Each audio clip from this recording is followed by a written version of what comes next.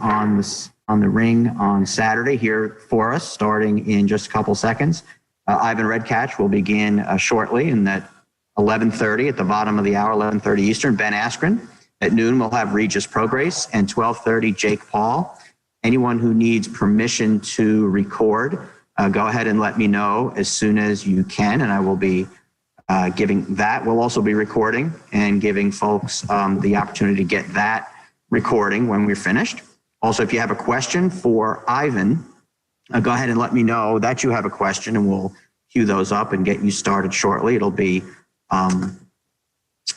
getting started very shortly with Ivan, who's just made his way to the table. And again, we'll have a translator with him, so your question can be in English or Russian/Ukrainian. We can answer either one, and we'll make them translated for you. Anyone who doesn't have the information about the rest of the weekend, we have tomorrow, we have a press conference at 12:45 with Lopez and Cambosos. That's Eastern time. And Saturday at 5 o'clock Eastern time, we'll start all of the press events following each match. So hopefully everyone gets everything they need. If you have any other questions, best way to get me is in the chat. You can also text me at 917-797-5663, and we'll be able to hopefully get to everyone's questions today over the next 2 hours. We appreciate you joining us today and everything you've done for us so far, leading into what should be a really fun weekend. So we appreciate you being with us here for this. We're going to start with Ivan, who is popping up right now. And hold on one second. What happened to the ones we had?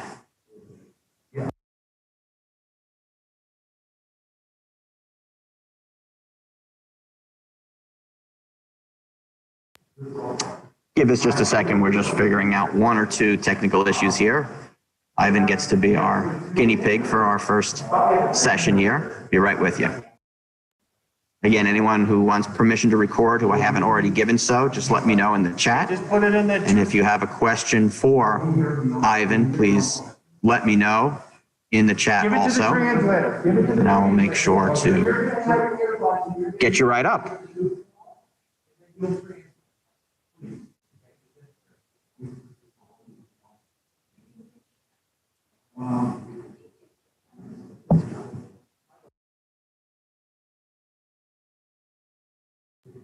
Anyone with a question for Ivan, please let us know right away. Otherwise, I'll start with the first one.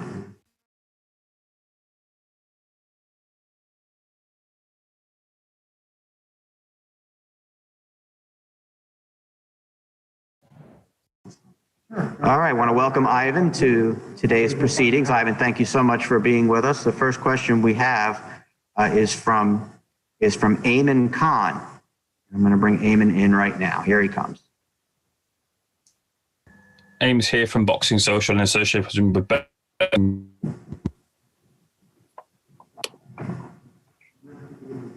Eamon, we've lost you there on your audio. Try that again. Can you hear me? Now I can, yes. Ivan, I just wanted to ask, there's been some talk back and forth about some infamous sparring between yourself and Regis Prograis. Can you let us know about that sparring and who got the better of that in the past?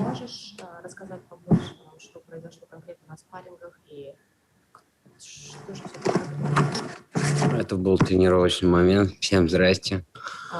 Hello, everyone. У нас был очень прекрасный спарринг. We had a great sparring sessions. And I couple times. It was just a part of the training. And a couple of times. Я ударил его очень сильно и, кажется, сломал ему нос. You know what? I'm not sure, but most likely, probably I broke his nose on one of the sparring sessions, and after that Мы больше не стояли.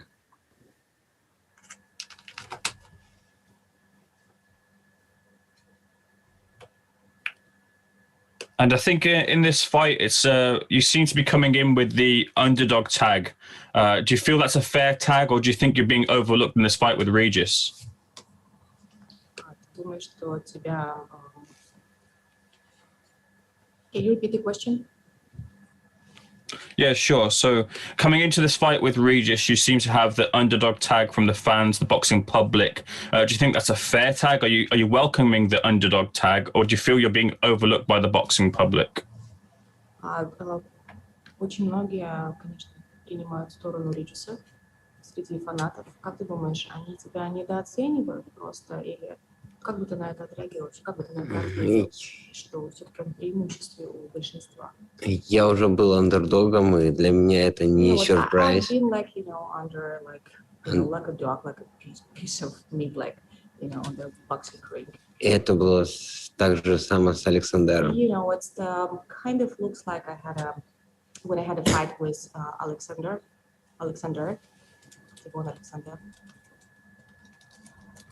So basically they look at me like a piece of meat. So seems like this is the same right now. Sure. And what would I know you probably haven't been thinking about it, but what would a loss do for you at this stage in your career? Is retirement potentially in your mindset if you were to come out of the losing end of this fight, Ivan? Он тебя спрашивает такой вопрос, говорит, к примеру, ты вообще проиграл этот бой, что ты будешь делать дальше? Что ты рассматриваешь какой-то пенсионный момент? Я не проиграл, я приехал сюда за победой. Я приехал за победой. Моя команда приехала. So we'll see what's going to happen after April 17. Вы очень далеко забегаете наперед. I'm not looking forward to my retirement yet. All right, thanks very much. We have Donna Corby with the next question. Donna? Hi, Ivan. Can you hear me okay? Yes. Yeah. To ask basically the antithesis of the question you were just asked, what does a win here do for you? This is a massive stage, a huge pay-per-view event with a whole new audience watching. What does a win here do for Ivan Redkach's career? Что эта победа для тебя сделает? Что победа именно в этом бою для тебя сделает? Откроет дверь к титульному бою. That's gonna be I'm gonna open the door for the title fight. That's my goal. That's my target. What do you think about all of this? Celebrities coming into the world of boxing. We've got 2 or 3 of them on this card. What is your opinion on this crossover we've seen the last year or so?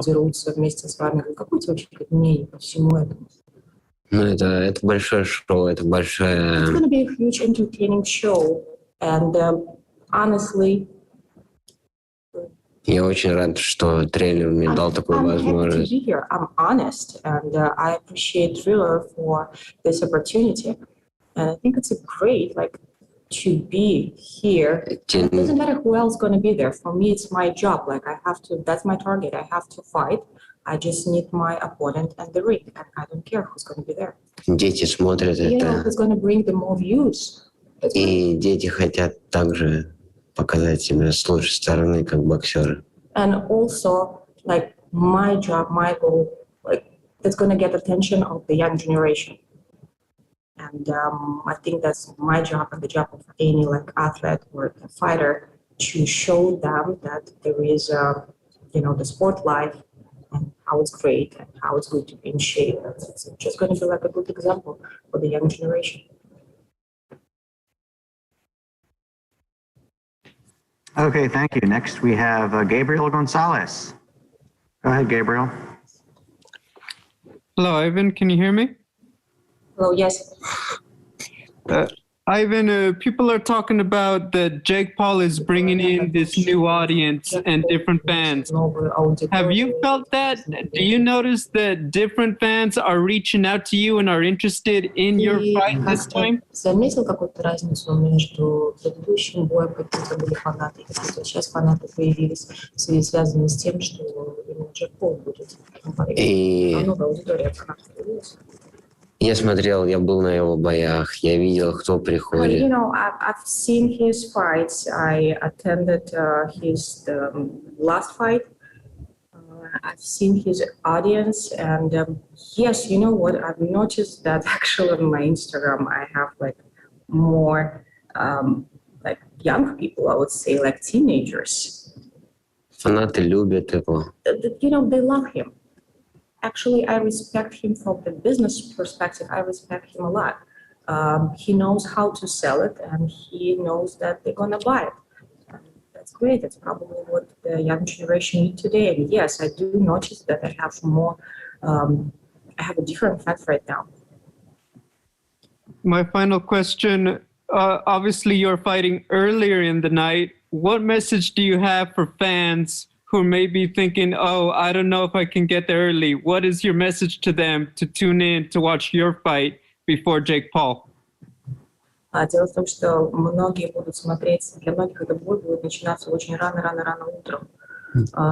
Что бы ты им мог передать, какое бы сообщение ты мог им послать, чтобы они проснулись рано утром, посмотрели твой бой с Джек Полом, чтобы они были во внимании? Ребят, заведите, пожалуйста, будильники, свои телефоны, свои часы. Проснитесь, вы увидите это. Huge show. You're not gonna. And very entertaining fight. It's gonna be entertaining fight. It's gonna be great. Promise. The Triller work hard.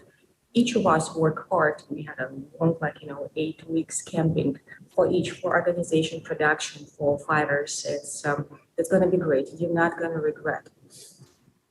You will enjoy the show. Great. Thank you, Gabriel. Now we have Joe Lee. Joe? Hi, I hope you're all right, mate. First question I have for you. I just wonder where you rank Regis Prograis in comparison to the people you fought. You've obviously fought the likes of Danny Garcia, Tevin Farmer. Looking to the fight before it's happened, do you think he's the best fighter you've ever fought?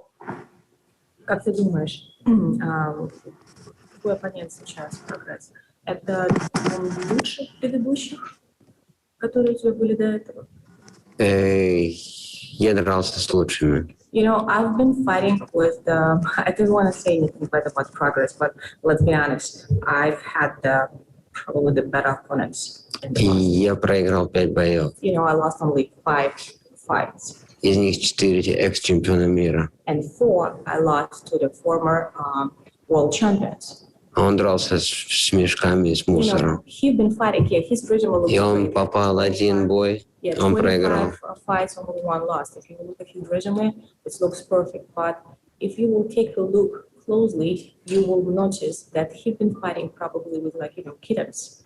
And the only person he lost was Taylor, and the Taylor been fighting was really good fighters before. You know, compared to the other 24 fighters, he's great, but it's a good job. Его рекорд обманчив. His resume looks good, but if you will take a close look, you will be a little disappointed.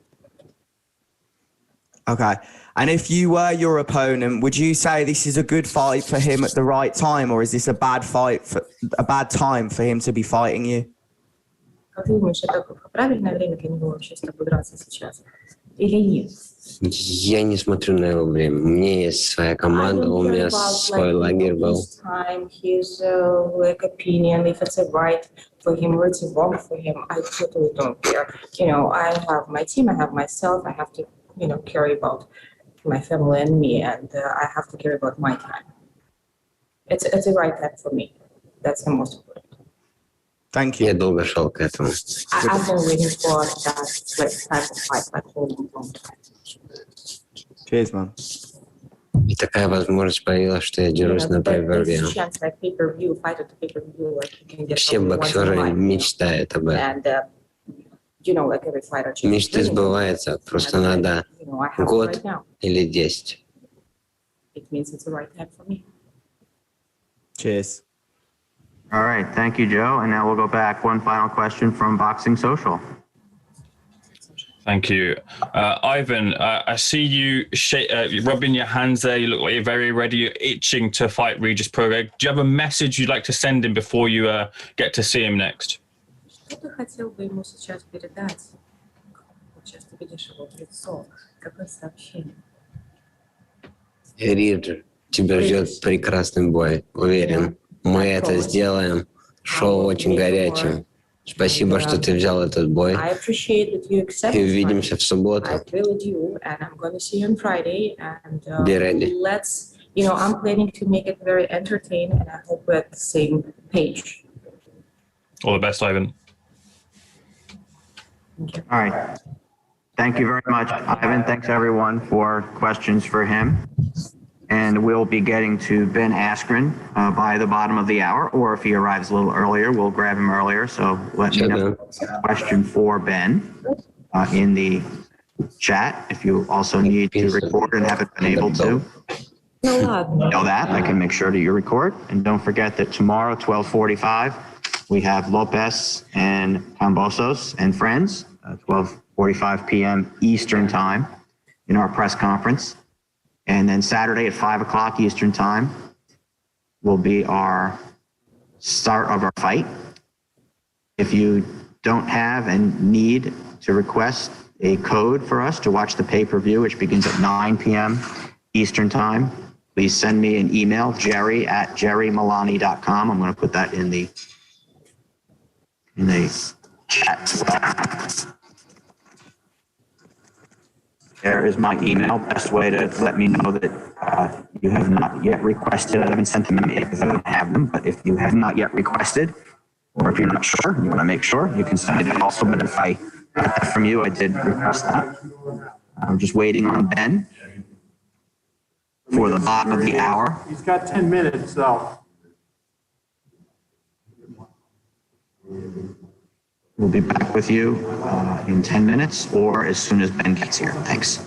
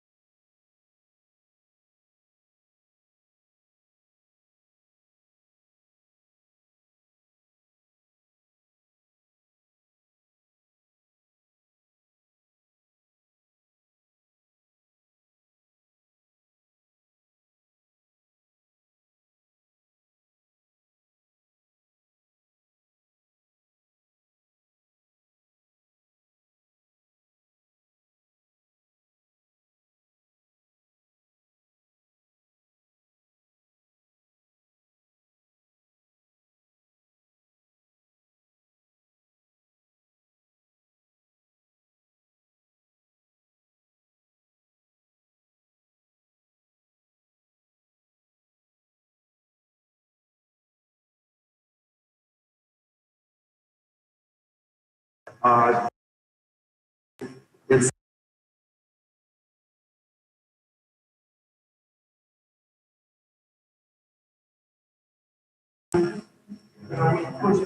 Apparently Ben is on his way, so we should be getting started shortly. I want to remind everyone, if you have a question for Ben, please let me know in the chat. Also, if you need recording and have not yet asked me for that, go ahead and request that now, and I can allow you to record. We'll also be recording this in chunks of each of the boxers, so we'll have that for you as well.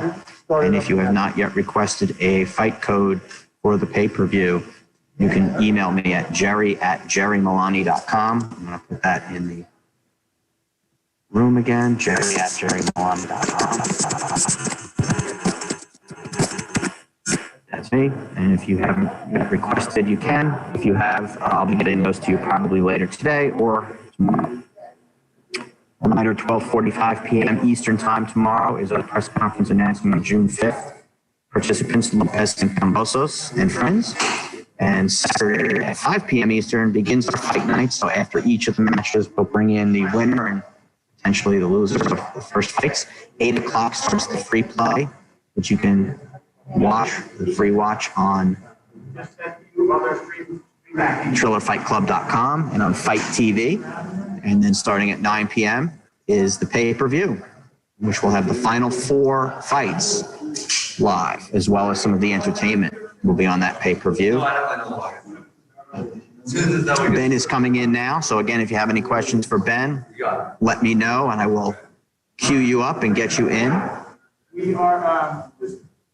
We'll be getting to the podium shortly. I might ask you a question.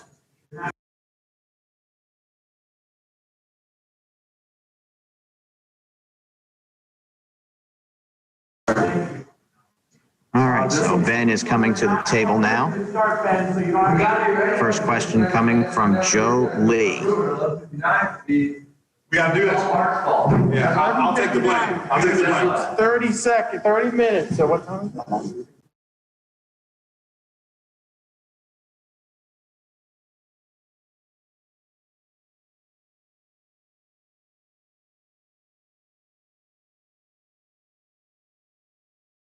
Be with Joe in just a second as soon as Ben gets together. Okay, Joe Lee has the first question. Hi Ben, how's it going, mate? What? No, I can't have you getting in my room without me. Come on, bro. Guys, we've begun. All right, we're starting the virtual media. Hey, I showered for you guys today. I hope you guys appreciate that. I don't shower very often for people for Media Day, but I did for you people today, all over the world. How are you, Ben? I'm doing pretty well. How are you? Good, thank you. So the first question I want to ask you is about the event as a whole. Obviously, coming from the background you have in MMA and the UFC, they do things a lot differently here in Triller. They've obviously got live guests, there's performances around. What do you make of the whole fight week so far? And are you excited for the event as a whole rather than just the fight at hand? Yeah, I mean, for me, it's a fight, right? It's not an event for me. If I was a fan or something, I might feel differently. But listen, I'm getting into a boxing ring, as funny as that sounds, and fighting on Saturday night. So I'm not kind of getting into all the hoopla and stuff. But I know the people who are. I have 10 guest passes, and they are all very excited for Justin Bieber and some of the other people. And seeing the background you've come from in mixed martial arts, it's very different to the boxing fight. And I know that you're a very chilled out person. Do you actually dislike Jake Paul? I would say I'm more indifferent to Jake. I think there's a part of me that still thinks what he's doing is kind of an act or, a show he puts on. I'd say if who he acts like is his real person, then yeah, he's probably kind of a shit person. But I'll give him the benefit of the doubt. Maybe it's just an act. And if you were to but win... hold on. Even if he was a shit person, I guess I would still be pretty indifferent to that. I mean, there's a lot of shit people in the world. And if you were to win on Saturday, a lot of people would thank you because there's a lot of hatred towards Jake Paul. Would you prefer, although it does sound very strange, would you prefer to win on Saturday than lose to Jorge Masvidal in the manner you did? Wait. Well, sorry. That was kind of a confusing question. Can you say it one more time? would you prefer to win on Saturday night and have a lot of praise from people who dislike Jake Paul, or would you prefer that win over Jorge Masvidal? That's good. Well, I would pick, obviously, if I could rewind history, to beat Masvidal, because if I beat Masvidal, I was fighting for the UFC title, and that was pretty much the only belt in mixed martial arts that I didn't win. So I would obviously reverse that. All right, thank you. Cheers. All right, thanks very much. Next, I have Theo Saloon. Theo. Hey, how's it going? What's up? First things first. Appreciate you for showering. I know we can't smell you, but you look clean, and that's nice. Well, actually, you know what? I don't wear deodorant, and I don't have body odor. So, even though my hair might be messy, you will never ever smell me because body odor doesn't exist on me.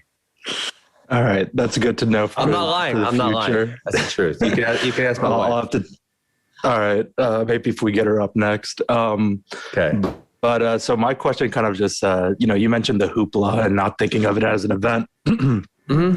Obviously, you're very experienced, with, pre-match trash talk and stuff. But I'm wondering, have you noticed another level to kind of like this, I guess you could call it, with social media and going up against an influencer who's so present on social media?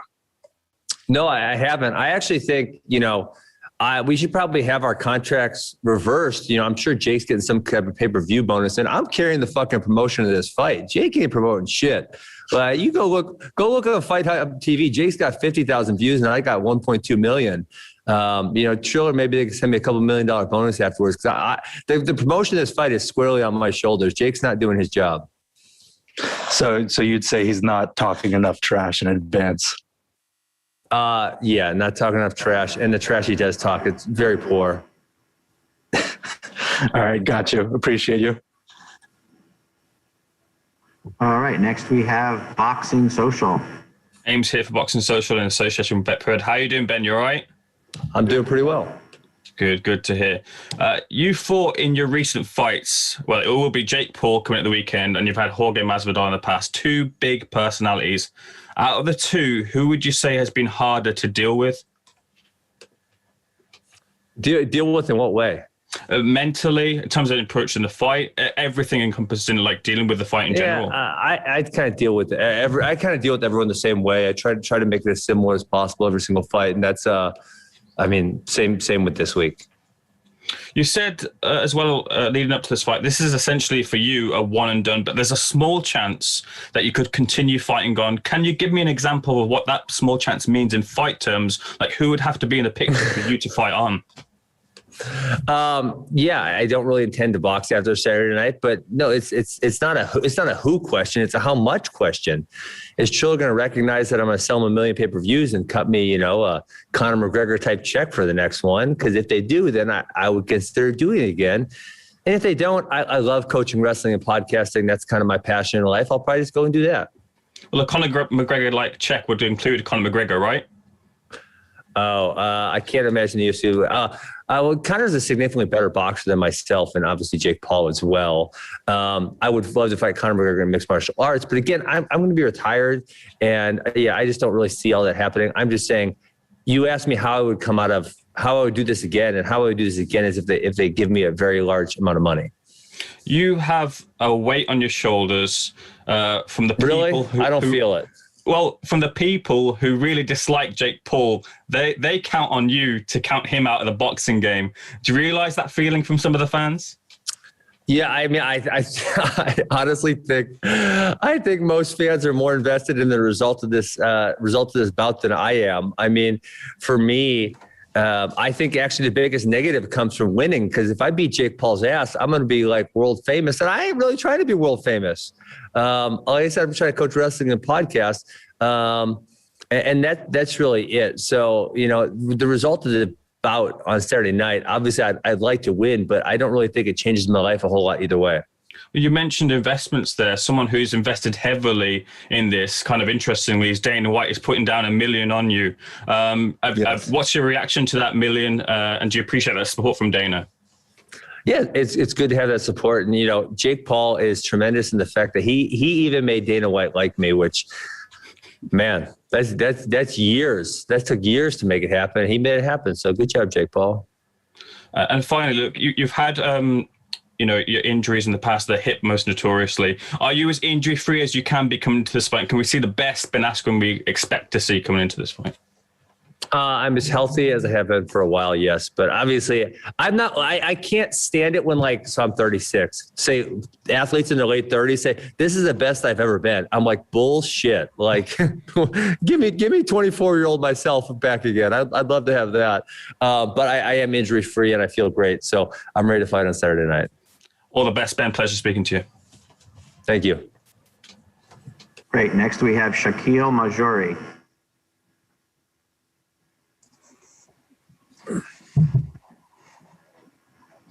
Go ahead, Shaquille. Do it. Shaquille, you might be on mute. He doesn't want to answer the question. Hey, Ben, can you hear me? I can hear you. What's up? Sorry, a little delay on my end here. Perfect. All right, first of all, when you look at the metrics for any videos that you've been in between food truck. Oh, Shaquille's going out again. Hello, 1, 2, 3. Oh, there we go. Sorry about that, guys. All right, first, Ben, when you look at the metrics for this fight, whether it's you on Food Truck Diaries or you on Logan Paul's podcast, it's amazing. The traffic has been terrific. I know you got into this fight mostly just to beat someone up for an easy payday, but are you starting to see the long-term benefits of this in terms of growing your audience for things like your podcast?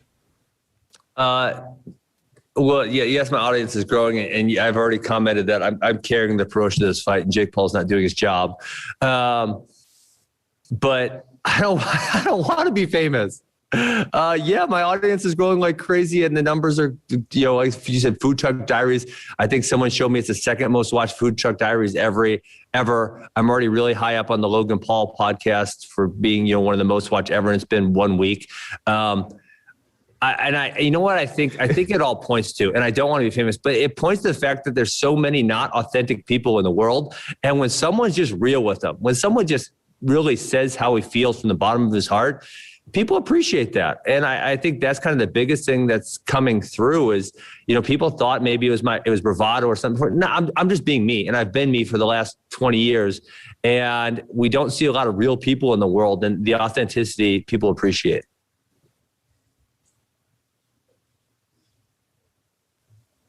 Thanks very much. Next up is Donna Corby. Donna? Hi, Ben. I'm surprised. There's a bit of a delay on my end here. I was watching the Impulsive episode, and at the end, Jake puts out this video. And so bad. Sorry. Move back. We'll get back to Shaquille after. Oh, man. Oh, sorry about that. Yeah, I'm sure that was going to be a great question, Shaquille, so hold it. But Ben, I'm surprised I'm able to ask you this question. I thought it would be the first one asked. Were you playing everyone with the sparring footage going into this so that you could stun everyone at the open workouts yesterday? Because that's what I'm reading on social media. People are amazed at how good you looked yesterday. Yeah. No, I actually am not, right? But, and again, this goes to the authentic point. When I signed the Jake Paul fight, I was sitting on the fucking couch for 15 months. But when I got done with the UFC in October of 2019, I remember I tried to go do some private lessons, and it was just like literally too painful, and I couldn't do it. So I had been doing some yoga and some bicycle, and then after my surgery, I did nothing. And so literally, I started putting out footage of me hitting nothing for 15 months, not working out for 15 months. And it was not pretty. And I just knew, I had faith in myself that if I put my mind to it for 11 weeks, it's going to get a lot better. And it got a lot better. And then you combine that with the fact that I've never actually focused on boxing, and I'm a quick learner, and I tend to be good at those type of things when I put my mind to it. Obviously for what you're looking at, you got a lot better product in week 11 than you did in week 1. Jake has made your wife a bit of an internet celebrity. He's also, of course, made you even more famous than you were prior to this. Is there any part of you that's win or lose going to be saying, thank you, Jake, for the hundreds of thousands of dollars. Thank you, Jake, for helping my wife sell more houses. Ultimately, are you going to be thankful towards Jake when this is all said and done? No, I don't feel that way at all. Again, I will repeat this. This is probably the fourth time. I ain't trying to get famous. I think that might be the most negative thing that comes from me winning on Saturday night. It's just not a place I want to be in my life. And it's actually, I am. I'm feeling a little bit differently when I go on the street. I get stopped 10 times, and I'm kind of like a little bit antisocial. So I actually don't love it. I got my 11 acres at my house, and I have no neighbors. And I go outside and I piss in my yard if I want to, and no one talks to me, and everyone leaves me alone. And then I go coach my wrestling academies. That's what I love to do. And so, no, I probably will not be saying thank you. Maybe thank you to Triller for making my bank account much larger. Yes, my last question is, if people were going to bet on this fight, what would you tell them to go to the bookmaker and say? So I actually think betting on this fight is very risky, which, hey, some people love risk. And I think a lot of people just want to say, I bet on this fight because they want to have an opinion one way or the other. But compared to, for me, just as a gambler, the fights that I want to bet on are the ones where I'm like, dude, I've seen these dudes fight 20 times. I know exactly what they're going to do. I understand both their strengths and both their weaknesses, and I understand how they fit together, right? When I look at MMA fights that I don't actually gamble that much anymore. I used to gamble quite a bit, and I would win quite a bit. But this one, there's so many unknowns. There's literally so many unknowns. So if you're gambling, you just love to gamble, which, hey, gambling makes everything more fun. So why not? Actually, could I squeeze one more in and ask one FC, Sure. UFC, or Triller, which is the best? I suppose you could say Bellator as well. I'd be surprised if that was your answer. Which is the best promoter to work with? Yeah, I'm not going to answer that question because there's not really an upside to me.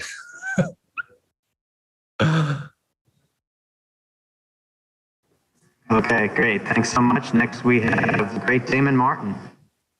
Oh, the great Damon. I know Damon Martin. I know I saw him in Ohio one time in 2014.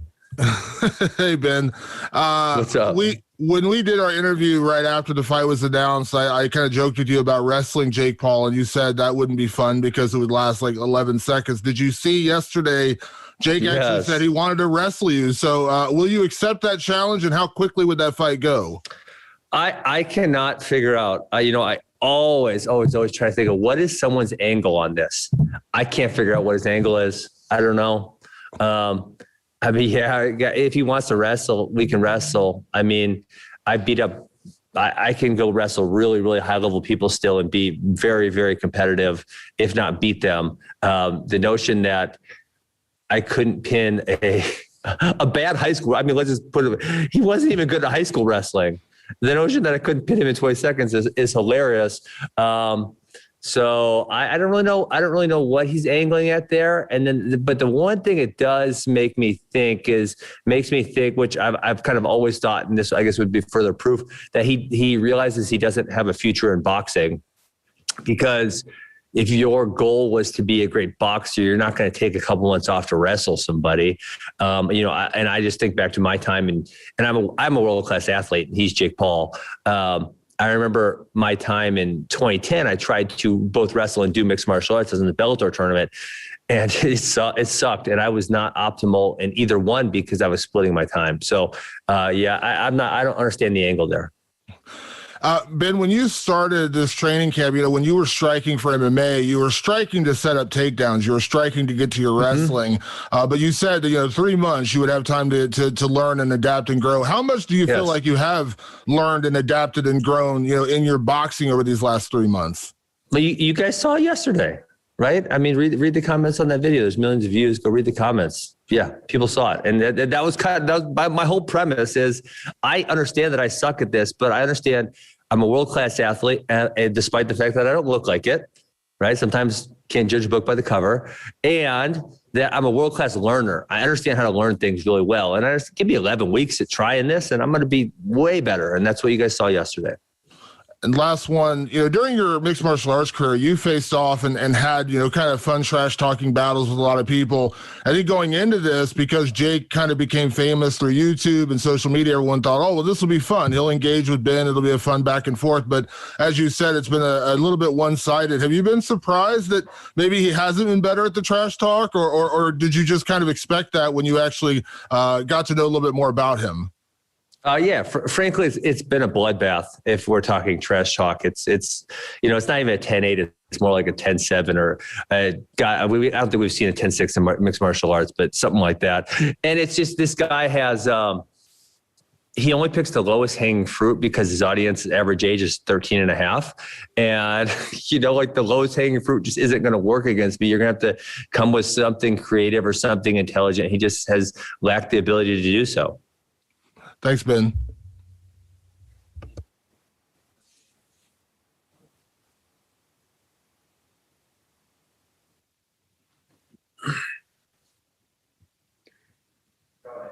Hello, Ben. Can you hear me?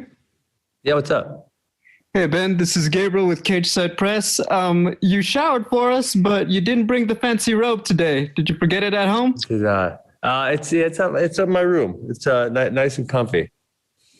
To ask you, I think one of the things that's become very apparent is your ability to handle a lot of personalities throughout your career, whether it's talking with Jake, talking with Jorge, and what have you.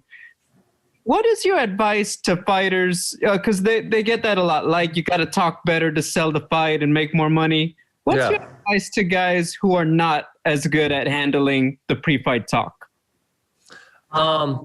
So I don't necessarily have to trash talk, but you have to have a personality, right? There has to be something that people are interested in order to tune into your fight. The fight is just not enough, or in a few cases it is, right? But the majority of the time it's not. So create some type of personality for yourself. And then I would say on the second side is like, I grew up, Muhammad Ali was my favorite athlete. And so, he used psychological warfare to his advantage. And I can tell you unequivocally, whether it was my wrestling career or my mixed martial arts career, is that, when the other guy's really angry or emotional, it's so beneficial. I mean, it really, really helps a lot.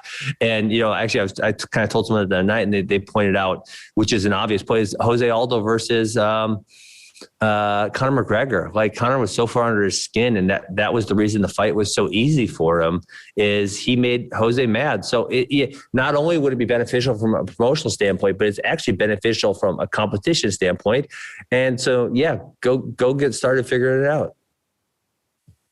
It sounds like it might be Eddie Alvarez who'll be the next MMA star jumping over to box somebody for Triller. I was just wondering, what are your thoughts on Eddie possibly getting in there to box Oscar De La Hoya in June? Well, I love Eddie because he's a Bitcoiner. And I felt bad about his last fight because I didn't agree with the referee's call at all. But I actually heard it's going to be Tyron Woodley. That's what I heard.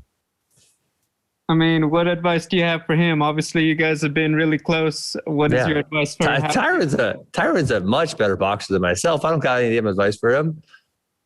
You don't try to give advice to someone that you're worse than. You'd say that you don't like being famous and everything. Can I ask why? Because I think a lot of people would say, Ben Asken, you're kind of pretty good at being in the public eye. You're entertaining. Oh God, that's what my wife says too. She says, like, I know you don't want this, but you seem to thrive in that environment. And to me, it feels like a wrestling locker room where you guys, everyone's just kind of talking shit, and you roll off your back, or some guy gets bothered, so then you keep antagonizing him. I don't know. Like, I just don't have the desire. And I guess in the case that I could give positive, I think like I have a quote, and I think I should probably trademark it at some point. But don't tie your ego to your outcome. And I said that on the Steve-O podcast, and a handful of people have commented. I've seen that said something like, "Hey, that really affected the way I think about things." And so, hey, if I could affect people in a positive way like that, I would love it. But I think I'm borderline autistic, actually, and I have very specified interests, and I can't stand talking to people about things that don't really matter to me. And I know it's really bad. My wife gets upset with me about it, and she probably should, right? It's fair. And so when people want to come up and talk to me about stuff, it's just like, I don't want to talk. I want to think about what I want to think about, or I want to go coach wrestling. I want to do what I want to do. And I don't want to talk to strangers. I know I sound like a total asshole when I say that, but I'm telling you my feelings. I don't want to do that. I want to be able to go to the restaurant and sit down and eat and not have anyone come take a picture and listen. So, I know I sound like an asshole, but I'm telling you my feelings, and that's how it is. Hey, completely understood. My final question, Ben, who's the bigger problem child, Jake Paul or Sean O'Malley? Oh, that's a good question. Oh man, I don't know. I don't know them well enough to really comment on that. I probably have to do a more thorough research of their histories. Hey, thanks, Ben. Yep. Okay, next up is Boxing Social. Hey Ben, I just had a couple more questions for you. Yes. You're in this position with this fight because you're fighting Jake Paul, who's built himself this YouTube empire as such. Yeah. What's your thoughts on that heel hustle that Jake has been going on for the last few years? Do you expect that, and do you think there are lessons that fighters like yourself who are coming up should take lessons from Jake to get to where he is right now? What was the word you said? Heel hustle? The heel hustle. Like heel hustle. Oh, yeah, I never heard of that exact terminology. No, you were saying. No, I said earlier, I think it's really important for fighters to understand that the social media and the trash talk and the personality, it's very, very important to progressing your career. And really, when you think about it, I was talking to someone, a baseball player yesterday. It's like, I said, this guy doesn't have a big social media following. He's like, well, it doesn't matter. If his batting average is good and he hits some home runs, he's going to get paid a whole bunch of money, and that's true with other sports. In MMA and boxing and whatever the fuck we're doing this weekend, celebrity fighting, it's just not true. It's like literally, if you can bring a bunch of eyeballs, they're going to pay you a bunch of money. And if you don't understand that, you're a moron and someone should hit you in the head with a tack hammer. You said you've been watching a lot of boxing in the lead up to this and looking to replicate some of the moves of some legendary fighters. Who have you watched and who have you been trying to replicate? I really liked how Tyson bit that dude, so maybe I'll try to bite Jake. Any other fighters you've been watching? No, it's just that. That's it. And just finally from you, can I get your prediction, please, for the fight night? Seventh round TKO. We'll stick with that. Brilliant. All the best then. Thanks. Yes. All right, and finally, we're going to circle back around to Shaquille for his awesome question. Hey, Shaquille. All right, let's try this again. Thank you, Ben. When you were on Logan Paul's podcast, they played that Jake Paul clip, and everyone in the room seemed uncomfortable, even his older brother. Have you noticed, as we go closer to this fight, that the public favor is swaying even more so towards you? I mean, from the first time we did anything, no one likes the guy. I was blown away. Like I'd never seen, not even as many people hate Colby Covington. Like I had literally never seen anything like it. So I can't say it's swaying more because I think it was swayed in the beginning.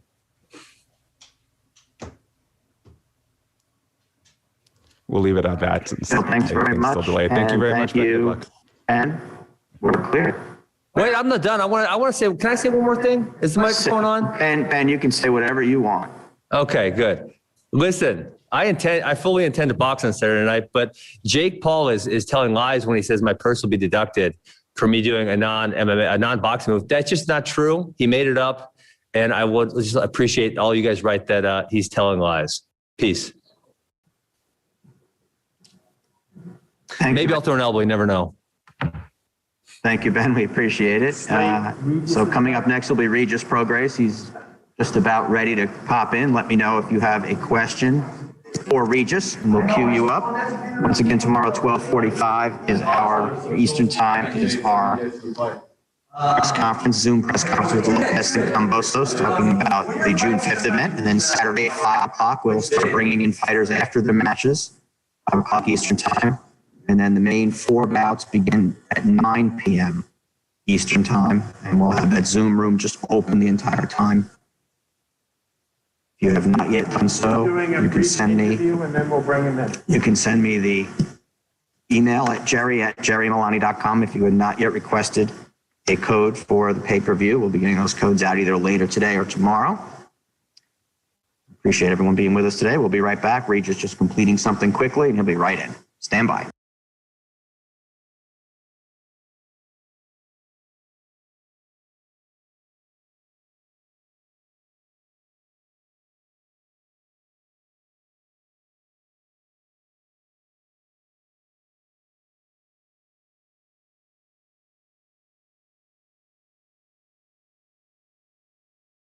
Awesome. Reminder, we will have recordings of these available if you're not recording.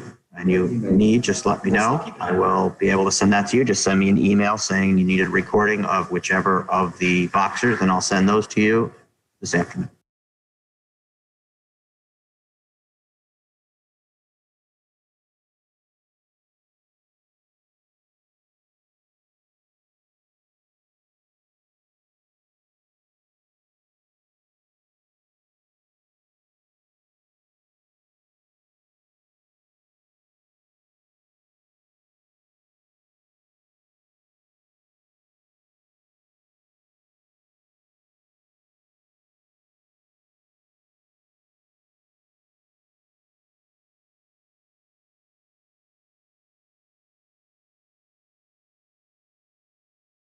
All right, Regis is heading to the podium right now. Let me know if you have questions. I have a couple queued up already, but if you have questions for Regis, let me know. Earbuds? Yep. And just getting Regis Brian? checked in. Did you stop?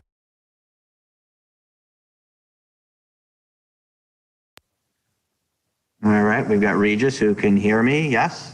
Yeah. He can. All right, we're going to start with our first question, and it is Gabriel Gonzalez. Go ahead, Gabriel. Hello, Regis. How are you? I'm good, bro. What's up with it? I'm good too, man. Thank you. My first question, people talk a lot about Jake Paul's bringing in this new audience, this younger audience. My question, have you felt that? Do you see younger people and all that just suddenly interested in this fight of yours rather than previous ones? Yeah, of course. I definitely feel it. I mean, first off, starting off, I was at his brother's fight in LA. And when I was over there, man, like, yeah, for Logan Paul and KSI in LA, and the stadium was packed. And it wasn't the same regular boxing fans that's always there. It was, I mean, kids, I'm talking about 10, 11, 12, 13, 14, 15, not with their parents. They all running around, so that's a big, big difference from regular boxing fans. So I definitely feel it, with this fight too. There's some people, they seem to get mad. It's like, like, what are they doing to boxing? Like, now the real boxers have to fight for the, quote, honor of boxing. I mean, you're one of the, quote, unquote, legit guys. Is this a problem or is this just all a good thing because they're bringing attention and bringing money? It's all a good thing, man. When you bringing attention and bringing the money, how can you be mad, right? For me, it's a good thing. If Jennifer Lopez could have fought on his card, I'm pretty sure she would have did the same thing, and then what people to say. So, listen, I think it's for me, it's an all around good thing that you got, somebody like Jake Paul that's coming into boxing, and they bring in more fans. I think it's a good thing. And even like I'm sorry to cut you off, even like the legends, I watch, the hot boxing with Mike Tyson. He said, he likes it. Sugar Ray Leonard likes it. Tommy Hearns likes it. So I think it's, for me, if I approve of it and if they approve of it, then, the regular boxing fans should too. My final question, you're obviously fighting earlier in the night. What would be your message to those fans who are, hey, I'm going to show up for Jake Paul? What's your message for them to tune in early to watch you guys throw down?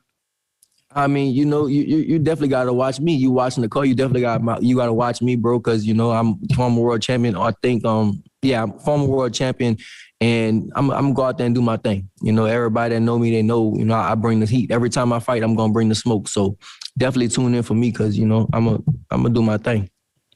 Yeah, thank you and good luck. No problem. Gabriel, thank you. Next up is Boxing Social. Ames here for Boxing Social in association with Betfred. How you doing, Regis? You okay? Yeah, I'm good. Yes, sir. Good to hear.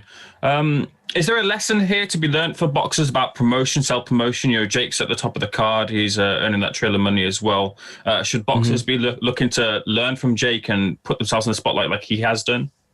That's a great question. Absolutely. I definitely think everybody should, man. You know what? I'm actually starting to do it with myself now. You got to invest in yourself. That's one thing. All fighters, when they're coming up, people come to me on my Instagram all the time asking me, what should I do? What should I do? I'm telling them, bro, like, invest in yourself, invest in your career. Just because you sign with a promoter, that don't mean they gonna promote you. Like, you can promote yourself, and somebody that said that a long time ago, I never listened, with somebody like Adrian Broner. That's somebody that, he sucks right now. He's not that good, but he's still getting big money to fight, basically, and because he promoted himself, right? So I think that everybody every fighter should definitely invest in themselves and promote themselves. Self-promotion, you have to do it yourself, right? Because just because you sign with a promoter, you might fight at my level, you might fight, 2 or 3 times a year, most of the time 2 times a year. And, outside of that, what are you? Who are you, right? You're just doing regular stuff. So I think everybody should definitely self-promote themselves and invest in their career. As part of the promotion of this fight, there's been talk about the sparring session that you guys had about a year ago. Can you tell us what happened in that sparring? Does that give you that confidence coming into the fight?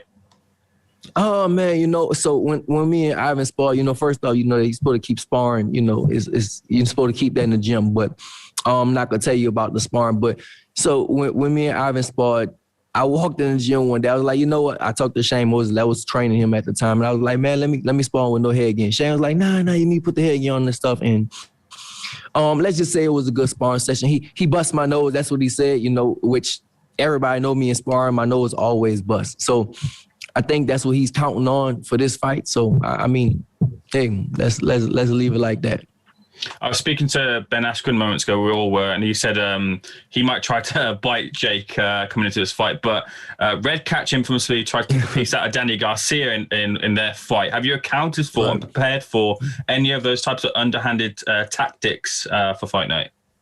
Yeah, man, I don't know. Ivan, bro, you never know what's gonna happen, bro. Ivan he a little off sometimes, But if he bite me, I might bite his ass back. That's just know that. He bite me, I'm gonna fucking bite him back. That's all. And if you come through this fight, how far away do you think you are from title contention? And are you looking at trying to win a title at super light? Are you looking at welterweight? Because you're at 142 for this fight, aren't you? Mm-hmm. Yeah, 142 for this fight. Yeah. After this, we'll see. We'll see what happens, man. Like in boxing, you just never know the landscape. You never know how things gonna play out. So, after this, I'll talk to my management team and see what's next for me. But yeah, I want to be a champion again at 140. So, we'll see. But if they offer me something big at 147, we'll see that also. So I can do either one. Is Broner still in the equation? Where's the Broner factor here for you? I think Broner is definitely still in the equation. That's a fight I've been calling out for like 5 years now. So I think that's definitely, the Broner fight is definitely in the equation. I think it'll be a huge fight between me and him. We both talk a lot of shit to each other. So I think that'll be a real big fight. So yeah, after this, maybe it could be Broner, maybe we'll see. We'll see who else. Finally, I just want to get your thoughts on the mega fight that's coming up in the super lightweight division. You're looking at Josh Taylor, Jose Ramirez. Just get your thoughts on that fight. Oh man, I got Josh Taylor winning. I mean, it's gonna be. I think it's gonna be a good fight. You can't never count out Jose Ramirez because both of them have so much to fight for. Both of them are fighting. For Jose will be the first Mexican ever with 4 belts, and Josh Taylor will be the first person from Scotland with 4 belts. So both of them are fighting for a lot. I think it's gonna be about will, but I think as far as skills wise, Josh Taylor is. He has more skills than Jose Ramirez. So I go with Josh Taylor. I wish you all the best at the weekend. Thank you, Regis. Thank you. All right, thank you. Next up, we have Joe Lee. Hi, mate. How are you? Good, man. Good. So first question I have for you is, do you understand why you are on the undercard of Paul Askren, or are you frustrated that it takes a YouTuber and things like that for you to be in, does it frustrate you that people who basically aren't pro fighters, you're underneath them? I'm not frustrated, bro. No, I'm not. I see what you're trying to say. Yeah, I'm not frustrated because it's just like, listen, boxing is a popularity contest, right? I mean, not the whole boxing, but it is popular. It's a popularity contest, and right, more people are coming to see Jake Paul. So I'm not frustrated at all, bro. Like he's actually helping my career, to be honest. So I'm not frustrated at all. And a moment ago, you said there was a potential for you to move up to 147. Other than the likes of Adrian Broner, what other big names you would like to fight there? Anybody, bro. I mean, anybody with a belt. I'll be chasing belts. Somebody that I wanted to fight is like Danny Garcia, but I think Danny Garcia is going to 154. That's what I'm hearing. So, for me, anybody with a belt at 147, I'll be chasing them. Once I do go up, I'm not saying I'm going to 147 right now. I said that, it depends. It depends on what's going to happen. But right now, for me, Saturday that's my main focus. It's not about, what's next. Right now, I got to focus on one person, Ivan Redkach. And I know you said there's more attention towards your fights when you're on a Triller fight card and it's a bigger fight card as a whole. Have you genuinely seen like a boost in your social media numbers and things like that in the build up to this fight? Yeah, definitely for sure. Yeah, I seen a boost in social media and stuff like that. People been tagging all kinds of stuff, and like kids and all have been following me and writing me. So yeah, I definitely see a boost. And do you think, last one from me, do you think this is the future of boxing, the performances from the likes of Snoop Dogg, the artists that are going to be on stage? Do you feel like this is the new wave and you're going to be part of this? Hopefully so. I definitely hope so. I told this story a few times already, but I had a fight in New Orleans, and we want to do I have like my own like marketing team out there in New Orleans, and we want to do the same exact thing. What we want to do is we want to bring all like the local artists from New Orleans and have them perform, and that would have brought a lot of more people to the fight, but at the time Top Rank shut it down, ESPN shut it down, and the Louisiana Commission, they all shut that down, and now Triller's doing the same thing. So I think this is great for boxing. You got all these people, so all these performers like Justin Bieber and Snoop Dogg and Dr. Dre and all these people that's gonna be here, all their fans, they might not even be boxing fans, but they're going to tune in. And then so all my fans and then Jake Paul fans and all these different fans are tuned into this one event. And so then everybody will kind of share fans. I think it's a great thing. And I think, boxing needed this for a long time, but, Triller did it. Brilliant. Best of luck. And hopefully we'll see you fight again in the UK very soon after that last fantastic fight with Josh Taylor. Thank you. Cheers, man. Cheers. Thank you, Joe. Next up is Jake Bennett, MNR. Hey, Jake Bennett here with Music News and Rumors. How's it going, Regis? I'm good, brother. How you doing? I'm good, thanks. So you've talked before about how it's been a hard road to make it where you are today, and you're an inspiration to a lot of people out there. What do you have to say to your fans who aspire to reach the heights that you have in your career? I mean, as far as for me, bro, like, I did an interview the other day, like, yeah, I made it, and I had like a long, hard road to get where I'm at, so for what I would tell like upcoming fighters or anybody, just stick with it.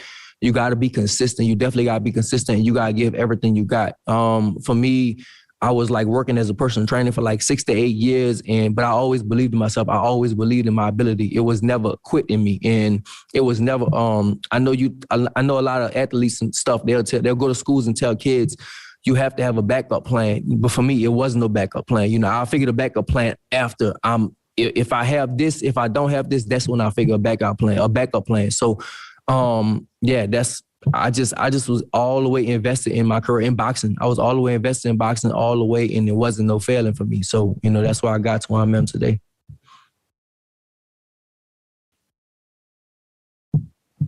All right, great. Thanks very much. Next up is Donna Corby. Regis, you've fought for so many great promoters on so many great shows in your career. Mm-hmm. Can you tell us a bit about behind the scenes, how you're enjoying working with Triller and I suppose Ryan Kavanaugh and Snoop Dogg? Well, it's great, bro. Like, everything is great. Like, even like the whole bubble thing going on right now, it's just good. Like, it's just, of course I fought for a lot of different promotions and all that type of stuff, but this is, I like it. I just like everything that's going on here. I like the promotion. They're running smooth. Everything is good. I can't complain about nothing. It appears that they've got a lot of people. They've got some good boxing people involved too, but they've taken a lot of people from outside of the world of boxing. You're not seeing any, you're not seeing any Bob Arum here. You're not seeing any Lou DiBella here. It's sort of new people to the space. Mm-hmm. Do you think the boxing kind of needed that from a new big promoter at some point? Yeah, I definitely think so. I don't want to talk shit about Bob Arum and Lou DiBella, of course. No, of course. Those are examples I'm giving. It's always good to bring in new people, right? It's always to bring in, it's always good to bring in like new faces and just new ideas. And like I said, with this whole Triller thing going on, it's a great thing that we got this stuff going on because it's new, it's new ideas, and you're bringing in new fans. You can't keep doing the same old thing. The world is ever changing. You got to change with the world. So, I'm like I said, I'm loving every second of this. If you were to speak to people who were at the sports book this weekend gambling on your fight, what would you tell them to bet on?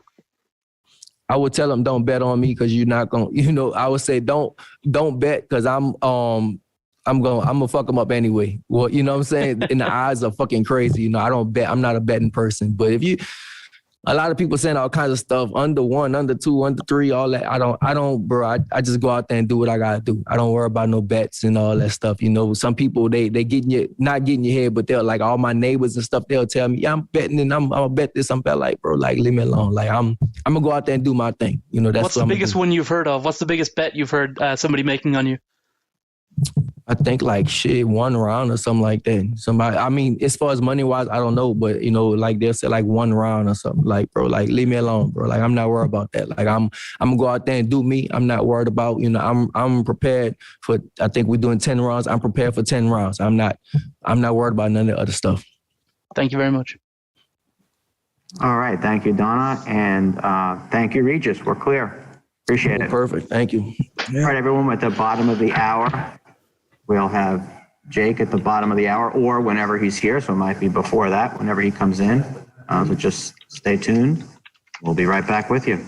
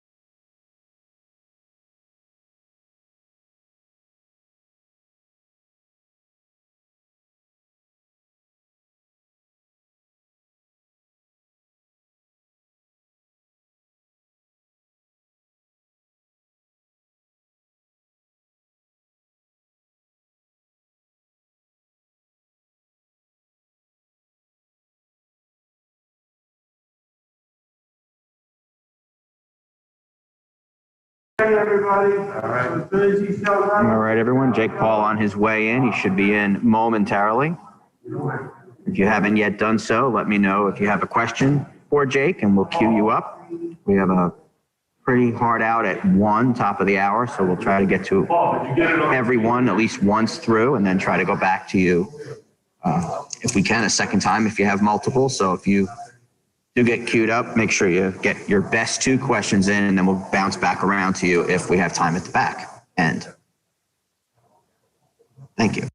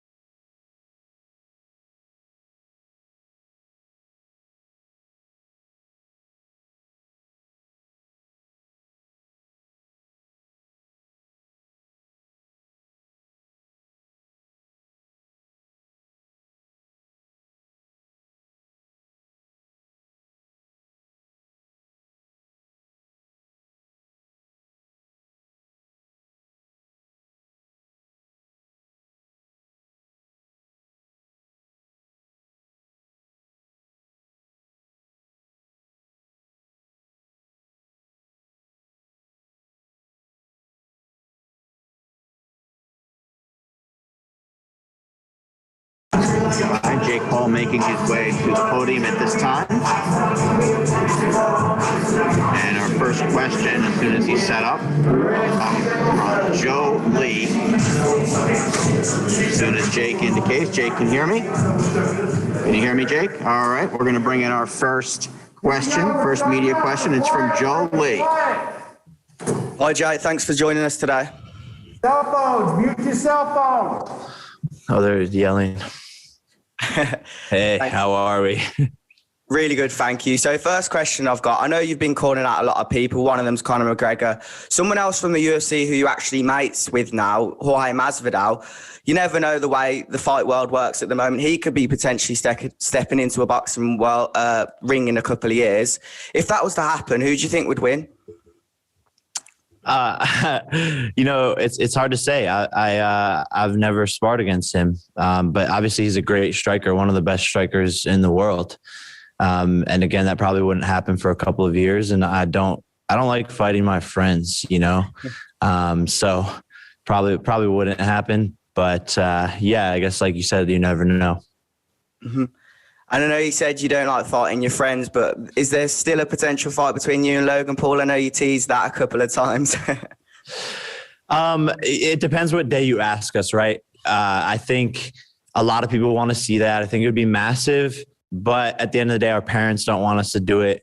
And I don't know if I would even want to do it. Sometimes we're mad at each other and we want to punch each other. And other times, like right now, we're perfectly getting along and supporting each other and everything. So the world may never see Jake Paul versus Logan Paul, but hey, you never know.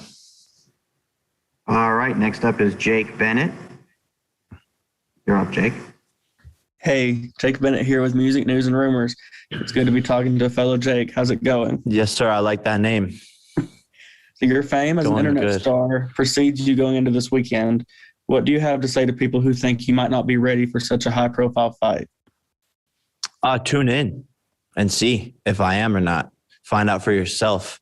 TrillerFightClub.com. Order that pay-per-view because if you're not watching, you're the one missing out. And look, I've dedicated the past 18 months of my life to this, and we've been in serious training camp sparring world champions. So you're going to see if I'm ready or not. I know you're here for the fight, but there's a lot of fanfare going on in Atlanta around the event. Have you seen the musical lineup, and which artists are you most excited to see and maybe even meet this weekend?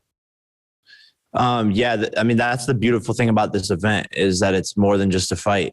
It's entertainment all the way around. And I'm excited for all the performances. I think each and every one of them brings a different genre of music, and it's going to be incredible. I'm obviously a believer. Been a believer for a while, so excited to see Justin perform. And he's obviously a boxing fan, which is why I think he did this. And so hopefully we get to kick it after. All right, and now next up is Theo Salon. Theo. Hey, how's it going, Jake? Going good, man. Thank you. Appreciate you for taking the time. So you've mentioned kind of like, disproving the doubters and the haters and, wanting everybody to tune in and kind of see what you've been working on. And, we've seen comments from people, like KSI saying, oh, do the world a favor and knock Jake Paul out. I'm wondering, one, is all of that kind of like hate fueling you? Is that a motivating factor?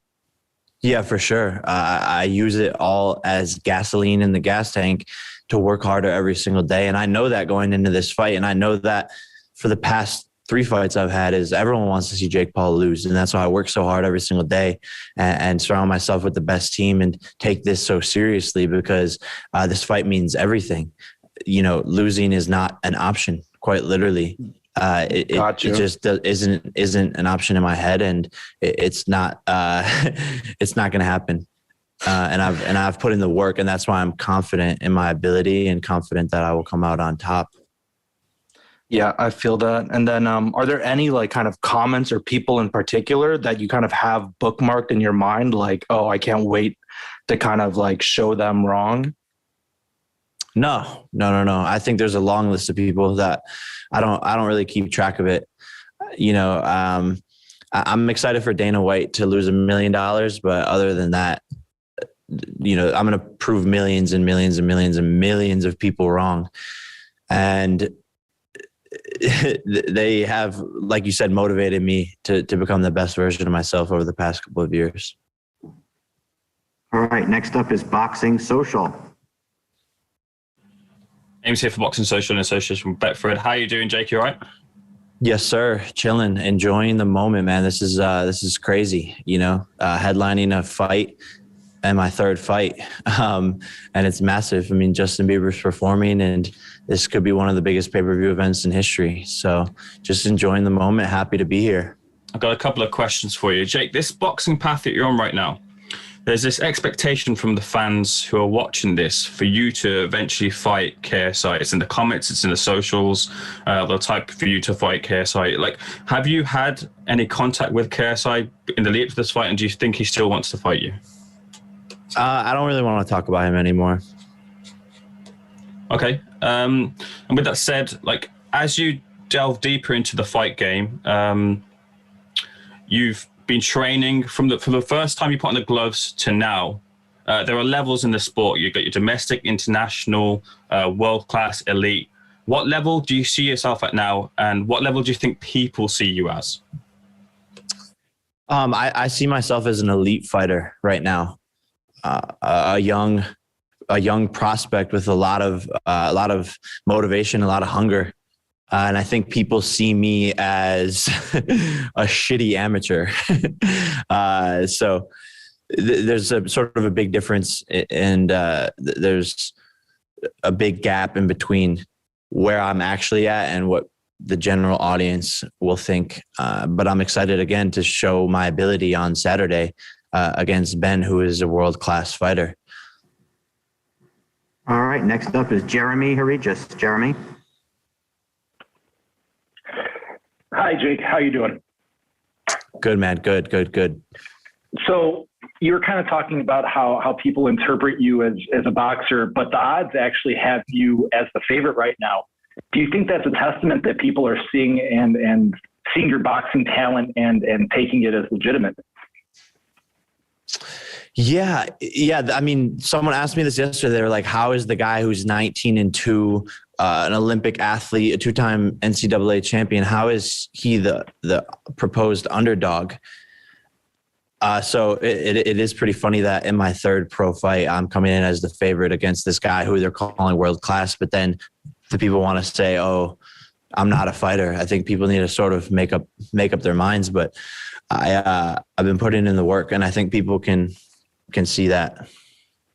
And looking at this from a strategic standpoint, you have several inches on him in height, reach, and weight. How big of a factor is that going to be going into this fight?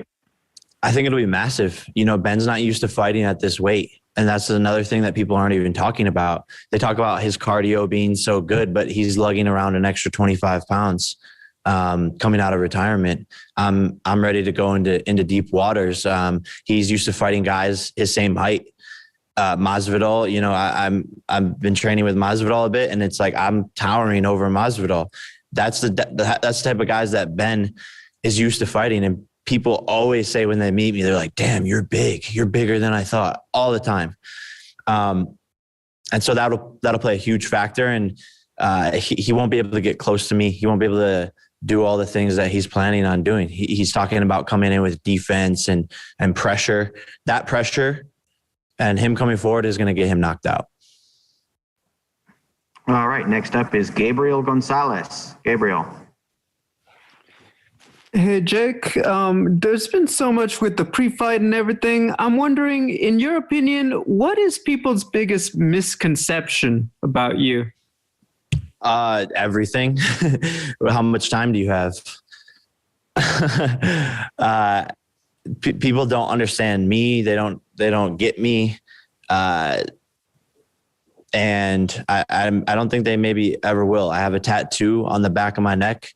It says, I wish I could explain, because I wish I could explain. If I could talk to you guys for hours on hours and become your friend, you would maybe start to understand me, and my inner circle understands me, and the closest people around me understand me. My family understands me, and they get what I'm trying to do, but the world doesn't know who Jake Paul is. And maybe I like it that way. I think you've done a great job of getting people to tune in, right? You've done that with your performances, but also just the way, you've promoted these fights. What is your biggest advice? Because obviously a lot of these prize fighters want to do the same thing. They want more attention to make more money. What, in your opinion, is the key to it? Is it playing into the heel role? Is it having personality? What is it? I think just, being yourself. Look, I mean, it's hard to give someone advice on such a intricate subject. I spent 10, 12 years of my life doing social media and marketing and creating content. So it comes second nature to me. I've been doing it since I was 10 years old.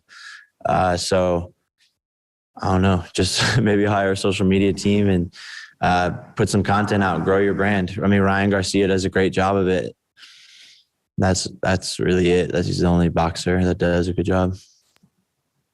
All right. Next up is Michael Mariam. Michael. Thank you, Jake. So have you had a chance to take a step back and realize how far you've come in your boxing career so quickly? Just like a couple of years ago, you were just doing daily vlogs and stuff, and now you're fighting in one of the biggest stadiums in America. Have you just had a chance to step back and take it all in? I honestly haven't. I think, my team helps me reflect on sort of where I've gotten to and how far I've come. But I've just been going nonstop and haven't really had a chance to look back and be like, wow, that's crazy, or this is crazy. I think it's starting to set in a little bit. But it is pretty absurd. I'm in my third pro fight, fighting 8 rounds, headlining, one of the biggest pay-per-views that could happen this decade. If you look at Floyd Mayweather, his third fight was 6 rounds. He got paid $7,000, and I don't think anyone in this room probably watched it. All right. Next up is Damon Martin. Damon. Hey, Jake, obviously you've said numerous times how seriously you're taking your boxing career, but obviously this is the first, professional fighter you faced. Now, of course, there's going to be people who will say, well, Jay, Ben is a wrestler, not a boxer, but do you believe beating Ben Asken will add some legitimacy to your boxing career, or does that even matter to you? Well, it doesn't matter to me, but also I think people are going to make tons of excuses for him afterwards, which is great. Just like, again, I bring up Floyd, but Floyd's 50-0, and people still will debate why he shouldn't be 50-0, and the judges and and he shouldn't have won this fight and he shouldn't have won that fight and he picked the easy fight here. So people are always going to have excuses as part of this game. But again, that's why they're going to tune into the next pay-per-view after I watch Ben to see me lose or try to see me lose. It doesn't really matter to me at all. And yes, Ben is the first professional fighter I've faced in a real fight, but I've sparred against 250 guys in the gym who are a lot better than Ben. In terms of your long-term goals, Jake, what are your long-term goals? Because, I mean, I don't think there's anything wrong if you went out there and fought in a million fights against Nate Robinsons and made millions of dollars. I think people forget this is called prize fighting. But what are your long-term goals in this sport? I want to continue to challenge myself with my opponents and continue to build up my level of competition and to make history with historic events and break pay-per-view records and fight big names and just have fun, man. Like this is such a fun sport. This is such a fun time, and these events are so cool, and I want to bring more eyeballs just in general. Next up with a follow-up is Joe Lee. Hiya. Just another one from me. I know you mentioned on the True Geordie podcast a couple of days ago about how specifically the UK fans have quite a disliking to you. Do you think you need to beat KSI in order to get more respect? Or do you think a win on Saturday night, a lot more people can reason with you because of the hard work and the passion you've shown for the sport of boxing? I'm not talking about that guy. Fair enough. Could I ask one more then? What's your road to Conor McGregor? I know I guess he's the ultimate goal for you. How would you map out a road if from now to here to there? How would you get there? I think we both are on a road to each other. You know, he wants another boxing fight. He wants to fight Manny Pacquiao. He would get toasted. You know, he just keeps on taking L's. So I think him fighting me would not only be his money fight, but it would technically be the easiest challenge, right? I think fighting Jake Paul would probably be easier than fighting Manny Pacquiao, and it would be just as big. And I think we're a lot closer to a Jake Paul Conor McGregor fight than anyone thinks. I think it could happen in the next 24 months. All right, next up, follow-up is Shaquille Majori.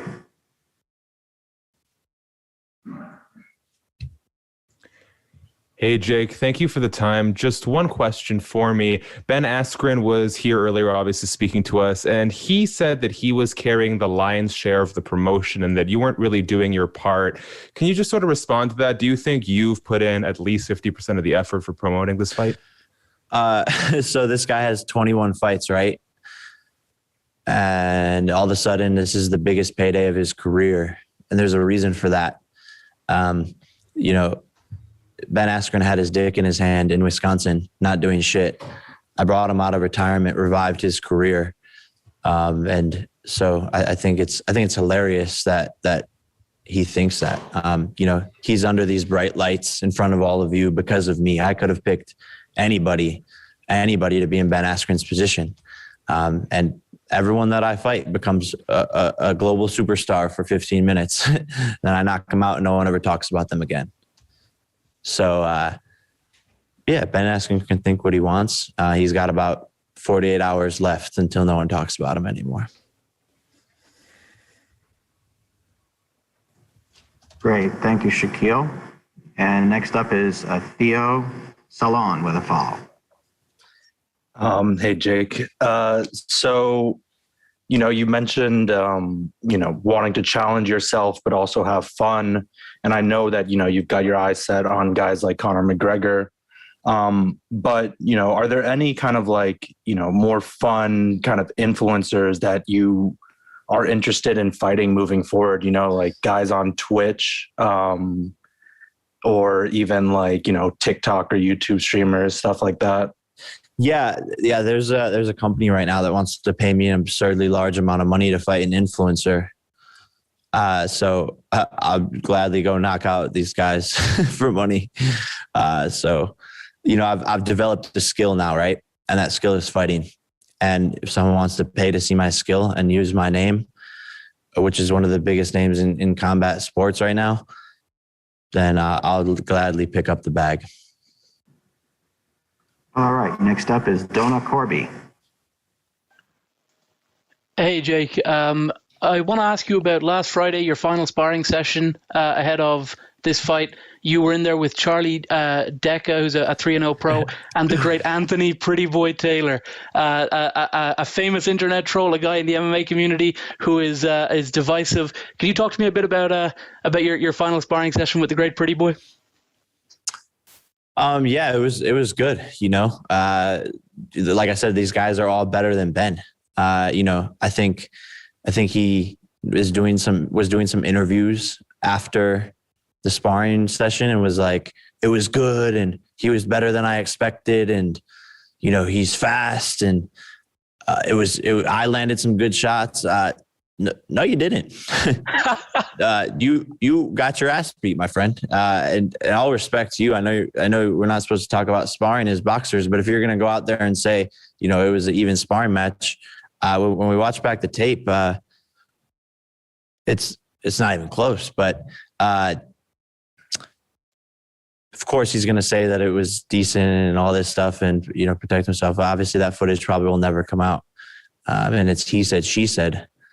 But I'm getting I'm getting the better of a lot of these MMA guys, and it's funny to just see what they say after the sparring sessions. Yourself and your brother's relationship, obviously the public are always going to conflate you two. We saw him on The Masked Singer. They thought that he was going to be you. But, it seems like he's back in the mainstream after a few years, in the wilderness. And you are paving this path in boxing. Maybe he's going to fight Floyd, maybe not. It seems like your relationship with him is as nicely separate now as it probably has ever been. Is that a fair assessment? I think we're yin and yang, and I think while we're both individuals at the same time, we're on the same team. So it's this really weird parallel, and I think it's the rise of the Pauls 2.0. I mean, who's doing it? All right, Donna, thank you very much. Now back to Jake Bennett. Hey, Jake. So there's going to be millions of people watching online, and it's projected to break some big pay-per-view records. But is it strange for you to be at such a massive venue like Mercedes-Benz Stadium, even though there's going to be an extremely limited crowd? Yeah, it's weird. I wish there would be a crowd. The fight energy isn't the same. When I knocked out Nate Robinson, the whole arena was silent. Like you could hear a pin drop, and it's weird, but obviously we're making do with it. And hopefully for my next fight, we can have an audience and make it turn.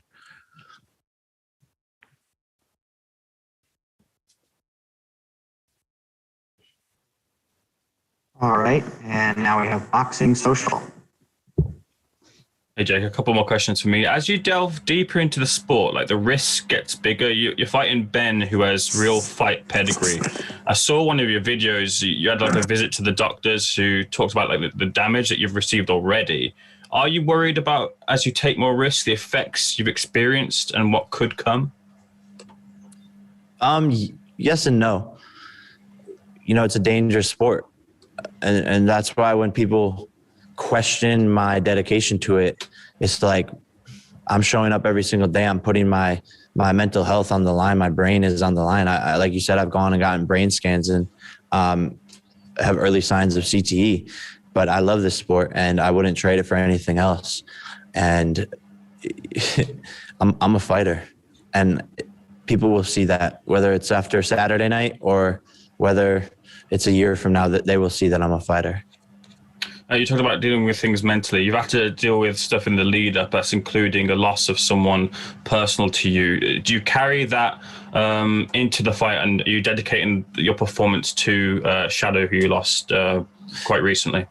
Yeah, no, 100%, man. And it's a shock to all of us in the team, and it's deeply affected us.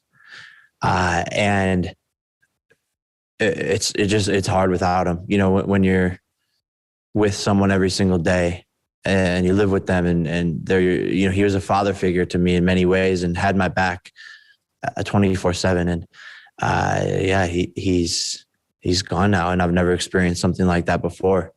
But you know, he would want me to go out there and knock this guy out, and he predicted a first round knockout in 2 minutes and 28 seconds. And so for some reason, I think that's going to happen. And man, yeah, I wish he was here. I wish he was here, but he will be here in spirit. And I think a lot of the emotions will sort of hit me after this fight, because I've been sort of trying to suppress it to stay strong.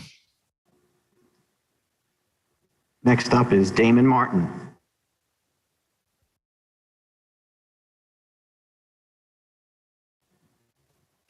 Hey, Jake, just a couple follow-ups here. You mentioned you were kind of looking forward to Dana White losing $1 million on this fight. Obviously, you're fighting Ben Asken, a UFC veteran fighter. You want to fight Conor McGregor. Do you have fun kind of getting the animosity with the MMA guys, or is it just like that's just the rivalries you've been building so far? Like, what is it with you in the MMA community that you've been so entrenched in that? I'm just having fun, you know, and trolling, and I've sort of purposely pitted the MMA community against me. So they tuned into this fight. Ta-da, it worked. Is that, we talk about your future fights, you mentioned Conor. I mean, obviously that would be massive, but is Conor the only guy? I mean, I think you mentioned somewhere that if Dustin Poirier beats him, you'd also be interested in that fight. Yeah, you know, Conor's the big name, right? He's an A-list celebrity, and there's very few fighters who are A-list celebrities. So, you know, we'll see what happens. I hope he wins against Dustin, I guess, so that the fight becomes more exciting. All right, everyone. Thanks. That is our final question. I'm going to ask Jake to just remain at the podium for a minute. I want to thank everyone for taking part in today's press conference. Tomorrow, 12:45 p.m. Eastern Time, Lopez and Cambosos and friends. And Saturday, 5 o'clock Eastern Time is fight night for media. We will have that press conferences after each fight beginning at 5 p.m. The feature fights beginning at 9 p.m. on the pay-per-view Eastern Time.